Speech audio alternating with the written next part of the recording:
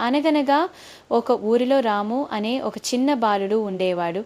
రాము చాలా మంచివాడు మరియు జంతువులంటే అతనికి చాలా ఇష్టం. ఒకరోజు రాము ఆడుకుంటూ ఉండగా అతనికి ఒక చిన్న కుక్కపిల్ల కనిపించింది. ఆ కుక్కపిల్ల చాలా బలహీనంగా మరియు భయపడినట్లుగా ఉంది. దాని శరీరంపై గాయాలు కూడా ఉన్నాయి. రాముకు ఆ కుక్కపిల్లని చూసి చాలా జాలి వేసింది. అతను వెంటనే దాని ఇంటికి తీసుకువెళ్ళాడు.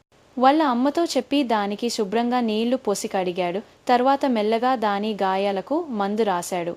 రాము ఆ కుక్కపిల్లకు ప్రతిరోజు పాలు మరియు అన్నం పెట్టేవాడు.